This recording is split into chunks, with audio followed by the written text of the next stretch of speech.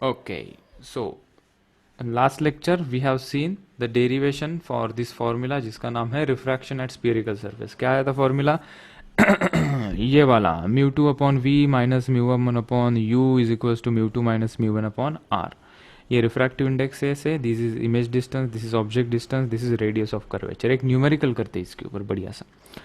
यहाँ पे एक न्यूमेरिकल दिया है, गिवन डेटा में समझा दूँ सबसे पहले. यहाँ पे ऑब्जेक्ट दिया है at a distance of 20 centimetre from this curved surface, और ये जो मीडियम है जिसका रिफ्रैक्टिव इंडेक्स 4/3 दिया है, और ये जो दूसरा मीडियम है जिसका रिफ्रैक्टिव इंडेक्स दिया है. सो कुछ तकनीकी गड़बड़ के बाद हम वापस आ गए. And let's resume this share.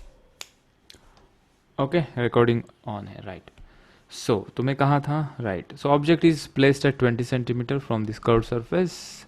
एक मीडियम है जिसका रिफ्रैक्टिव इंडेक्स 4/3 है, और जिसके अंदर लाइट जाने वाली है वो उसका रिफ्रैक्टिव इंडेक्स 3/2 है. Given radius of curvature is 10 centimetre. हमें पोजीशन और nature of the image find out करना है. तो जैसे इस डायग्राम को देखा हमने, हमें लगा कि हाँ ये कर्व सरफेस का प्रॉब्लम है, तो हमने इस फॉर्मूला को यूज़ करने की कोशिश की. तो जहाँ से ऑब्जेक्ट की रे आ रही है, इंसिडेंट रे, वो वाला रिफ्रैक्टिव इंडेक्स है 4/3. सो म्यू वन लिखेंगे हम 4/3, और u कितना लिखेंगे हम, लेफ्ट हैंड साइड में है, इन the opposite direction of incident ray, तो u को लिखेंगे हम -20. r कहाँ है, r is on the right hand side, तो वो क्या होगा, पॉजिटिव. तो चलिए शुरू करते हैं, एक एक वैल्यूज पुट करेंगे. म्यू वन की वैल्यू 4/3, म्यू टू की वैल्यू 3/. ये क्या हो रहा है, ठीक. सो म्यू वन की वैल्यू, म्यू टू की वैल्यू, r की value is equals to mu one की वैल्यू, u की वैल्यू, म्यू टू की वैल्यू एंड v की वैल्यू हमने पुट की, और कुछ कैलकुलेशन किया. और मैंने कुछ शायद से कैलकुलेशन मिस्टेक की है, ये -7 नहीं आना चाहिए यहाँ पे, लेकिन यू गाइस सॉल्व दिस. मैंने पहले से सॉल्व करके रखा था इसे, so I know the answer is -30 centimetre. So -30 centimetre is the image distance. कहाँ से, पोल से. माइनस इंडिकेट क्या करेगा, लेफ्ट हैंड साइड में, in the opposite direction to the incident ray, मतलब जहाँ पे ऑब्जेक्ट है उसी के साइड में इमेज फॉर्म हो रही है. तो हमने देखा कि ये इसका नेचर फाइंड आउट करते हैं, तो हमने इसकी रे डायग्राम निकाली. देखो आंसर निकालने के बाद हमने रे डायग्राम निकाली, ठीक है, वही सबसे सही तरीका होता है. ऑब्जेक्ट से लाइट आएगी, रिफ्रैक्ट होगी. कम रिफ्रैक्शन हो रहा है ना काफ़ी, अगर इसका रिफ्रैक्शन काफ़ी ज़्यादा हो जाता तो इमेज यहाँ पे फॉर्म होती, और तब हम उसे कहते हैं कि ये इमेज कैसी है भैया, रियल इमेज, ठीक है.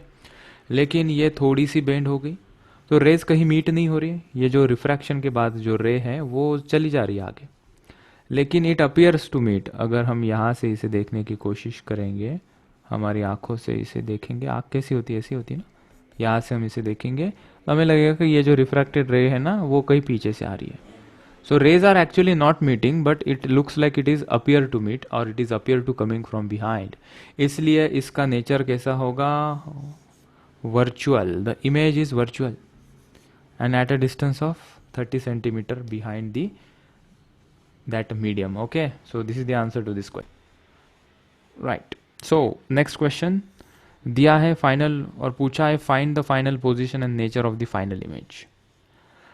ये कोई स्पेरिकल शेप का कोई मटेरियल दिया है जिसका रिफ्रैक्टिव इंडेक्स दिया है 4/3, और बाहर खुली आसमान में हवा है, जिसका हवा नहीं होगी, कोई दूसरा मीडियम है. हवा होती तो रिफ्रैक्टिव इंडेक्स 1 हो जाता. ये बाहर का जो पोर्शन है, जो मीडियम है, उसका रिफ्रैक्टिव इंडेक्स कितना है, 3/2. और इस भाई साहब की, ये मटेरियल की रेडियस ऑफ कर्वेचर दी है 10 सेंटीमीटर. ऑब्जेक्ट डिस्टेंस दिया है 20 सेंटीमीटर. बोल रहे कि फाइनल इमेज बताओ कहाँ होगी. तो देखो भाई साहब, यहाँ पे ऑब्जेक्ट से लाइट आएगी, वो रिफ्रैक्ट होगी. रे डायग्राम पहले निकालने की कोई ज़रूरत नहीं होती है, क्योंकि यू डोंट नो कि वेदर दिस रे will bend here here here here. एक अनुमान लगा रहे हैं. यहाँ से लाइट आएगी, रिफ्रैक्ट होगी, और रिफ्रैक्ट होने के बाद इसकी कोई जो इमेज बनेगी, मोस्ट ऑफ द केसेस में वर्चुअली इमेज बनेगी. सो ये जो इमेज यहाँ पे बनेगी, ये इमेज जब हम ये सरफेस से वो रिफ्रैक्शन देखेंगे, ये सरफेस के लिए ये क्या हो जाएगी, ऑब्जेक्ट हो जाएगी. ये हमारा अप्रोच रहेगा. और हम सब चीज़ें कहाँ से देख रहे हैं, so we are looking from here. हम यहाँ से देखेंगे, लाइट हमें दिखाई कहाँ पड़ेगी, वो जब हम ये साइड से देखेंगे तो कहाँ दिखाई पड़ेगी वो पूछा है। First thing first, refraction at the surface A, formula हमारे पास है μ2/v minus μ1/u is equals to μ2 minus μ1/r। Object से जो लाइट निकलेगी वो मीडियम का रिफ्रैक्टिव इंडेक्स है μ1। सो μ1 कितना है यहाँ पे 3/2, तो यहाँ पे हमने 3/2 पुट किया। μ2 जो मीडियम में लाइट जा रही है उसका रिफ्रैक्टिव इंडेक्स है 4/3, ये रहा 4/3। v हमें फाइंड आउट करना है, u कितना है, u है 20 in the opposite direction of incident ray, तो -20। और ये हमने कैलकुलेट करने के बाद हमें यहाँ से v मिल गया 14.54 सेंटीमीटर, -14.54 सेंटीमीटर। माइनस आया मतलब ये सरफेस के लेफ्ट हैंड साइड में इमेज प्रोड्यूस्ड हो रही है, हमने देखा कि ये -14.52 सेंटीमीटर आएगा। तो हमने देखा कि अरे ये तो फिर ऑब्जेक्ट के साइड में इमेज फॉर्म हो रही है, ऐसा कैसे हो सकता है, ऑब्जेक्ट भी वहाँ पे इमेज भी वहाँ पे। वैसा हुआ नहीं एक्चुअली, हम आप अंदर से देखेंगे, जहाँ से रिफ्रैक्शन हो रहा है उसके अपोजिट साइड से देख रहे हैं ना हम, यहाँ से हमें लगेगा कि लाइट ये डिस्टेंस से आ रही है, 14.52 डिस्टेंस से आ रही है। सो इसको हम वर्चुअल ऑब्जेक्ट भी कह सकते हैं, राइट। ओके, नाउ हम अभी चलते हैं ये सरफेस पे। ये जो लाइट यहाँ से आई है वो ये सरफेस पे हिट करेगी और यहाँ पे उसका जो रिफ्रैक्शन होगा वो हम देखेंगे, ठीक है। So we are moving toward the next page. हमने देखा अभी लाइट कहाँ से आ रही है, light is coming from this medium, और कहाँ जाएगी, ये मीडियम में जाएगी, ठीक है। सो लाइट यहाँ से आएगी, ये मीडियम में जाएगी, ओके। एक्चुअली में हमारा इमेज कहाँ पे, यहाँ पे है, दैट इज़ वर्चुअल ऑब्जेक्ट, वो ये मीडियम में आएगा, हम देख यहाँ से रहे हैं। So the light is coming from this medium to this medium, right, okay. So let's say refraction at surface B. अभी ये जो μ2 है, ये μ2 क्या हो जाएगा, हमारे इंसिडेंट रे का रिफ्रैक्टिव इंडेक्स, वो कितना था μ2 4/3। सो इंसिडेंट रे का रिफ्रैक्टिव इंडेक्स हो जाएगा 4/3। ये सफिक्स पे मत जाओ, μ2 μ1 वो कंफ्यूज कर देंगे। ऑब्जेक्ट की लाइट जहाँ से आ रही है उसका रिफ्रैक्टिव इंडेक्स है 4/3, वो हमने लिखा 4/3। ऑब्जेक्ट का डिस्टेंस हमें देखना था, तो ऑब्जेक्ट का डिस्टेंस कहाँ से लोगे दोस्तों, यहाँ से लोगे। ये पोल से लेकर ये कितना डिस्टेंस है, रेडियस ऑफ कर्वेचर 10 था, सो 10 + 10 20, 20 + 14 दिस इज 20 ना, हमने 20 30 हाँ बराबर लिया है। सो 20 + 14.52 इज 34.52। ये सरफेस के लेफ्ट हैंड साइड में, इसलिए यहाँ पे माइनस साइन लगा दिया, ओके। और ये 3/2 - 4/3 ये हमने पुट कर दिया, और divided by radius of curvature is 10। इसे सॉल्व किया हमने, काफ़ी कॉम्प्लिकेटेड बन गया ये, इतना कॉम्प्लिकेटेड नंबर नहीं आएगा न्यू इसमें कॉम्पिटिटिव एग्जाम में, so don't worry about it.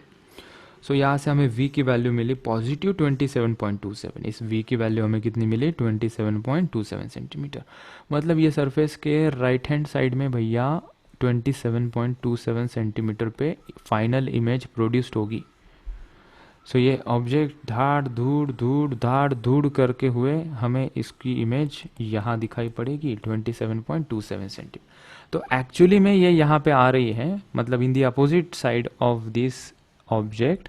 So this image is real, the image is real. Image कैसी है, रियल है। सो इस अजीबोगरीब क्वेश्चन का अजीबोगरीब आंसर 27.27 सेंटीमीटर पूछा था। इमेज कैसी है, तो हम कहेंगे इसकी इमेज है रियल इमेज। पोजीशन कहाँ पे है, तो क्वेश्चन में जैसा पूछेंगे वैसा बता देंगे। ये पोल से पूछेंगे, यहाँ से पूछेंगे, ऑब्जेक्ट से डिस्टेंस पूछेंगे, कहीं से भी डिस्टेंस पूछेंगे, all distances are given and known here now, okay fine.